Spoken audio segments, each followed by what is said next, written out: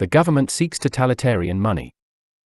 A David Gordon review of the book The Global Currency Plot, How the Deep State Will Betray Your Freedom, and How to Prevent It, written by Thorsten Pollett, published the 17th February 2023 by the Ludwig von Mises Institute.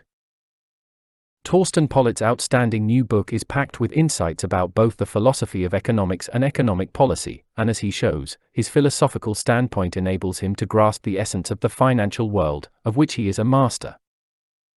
Pollett is a follower of Ludwig von Mises, Murray Rothbard, and Hans Hermann Hoppe, and like them, he argues that economics offers us a priori truths about the world. What is meant by the term a priori theory? The term a priori means that something is evident, that can be regarded as true and universal, independent of experience.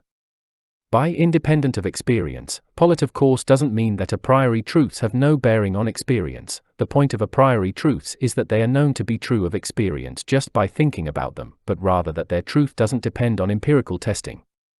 In economics, unlike the physical sciences, we don't have adequate empirical grounds to establish laws. There are too many variables and no quantitative constants. In this connection, Pollett makes a brilliant observation. Because many socialists do not understand the relevant a priori laws, they fail to recognize that socialism is inherently tyrannical. Even the worst experiences with socialism, think of Stalin, Hitler, Mao Zedong, Pol Pot, are not enough to discredit it once and for all.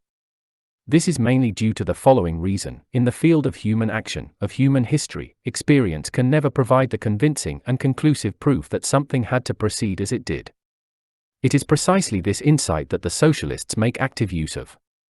They explain that socialism, where and when it was put into practice, did not produce the hoped-for results, with the following: socialism has not been implemented consistently enough. To refute this defense requires resort to the a priori in two ways, one of which will be well known to most readers of the Mises Wire.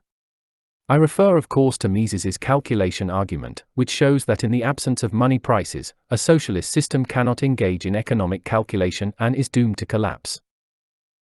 But this argument by itself does not suffice to answer so-called democratic socialists, who do not call for full-scale central planning but want a mixed system that does not entirely dispense with the market.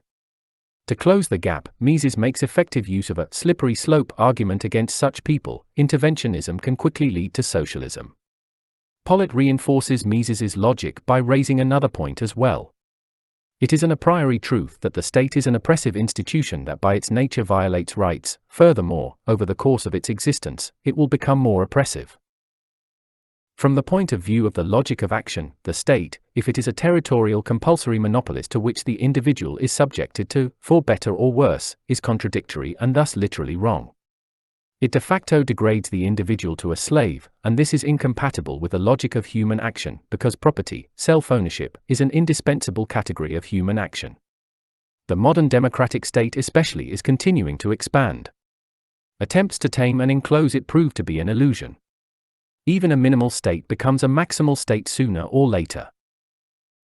Here Pollett draws on the great German sociologist Franz Oppenheimer, who, Pollett tells us, was the doctoral supervisor of Ludwig Erhard, the man responsible for the German economic miracle after World War II, and Hans Hoppe.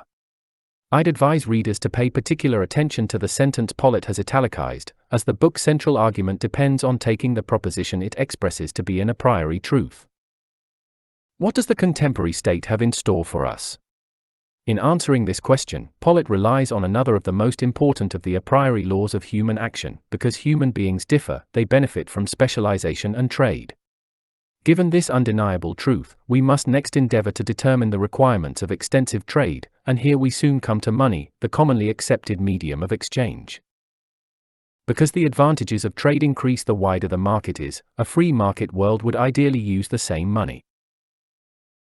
The thoughts presented in this book are based on a central insight: if there were a global system of free markets in which everyone could freely buy what they wanted to buy, and in which producers could freely produce what consumers wanted, there would be a free market for money, and, through a voluntary agreement of all parties, a single world currency would emerge.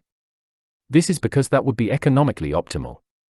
If everyone in the world uses the same money, the productive effect of money is exploited to the full. The economic calculation carried out with money, calculating with money prices, is thus optimized for everyone. Pollitt now combines this insight with his earlier argument that the ever-expanding state seeks to bring more and more resources under its control. In order to accomplish this, the state must seize total control of the monetary system, not allowing any commodity currency to compete with its own fiat money. And, another crucial point, because national currencies can be traded against each other, it becomes imperative to establish a unique world fiat currency that allows no evasion or escape. In other words, our current world monetary order parallels the free market tendency toward a single world currency.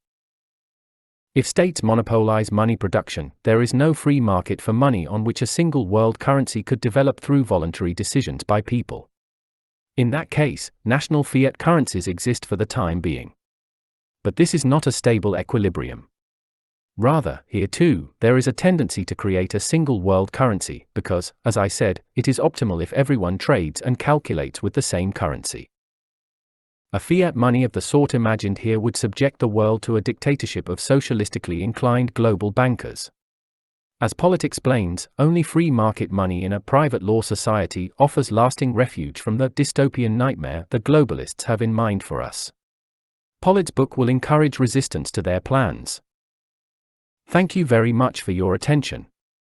If you enjoyed the podcast, please like, share, ring the bell, and follow Torsten Pollitt's YouTube channel.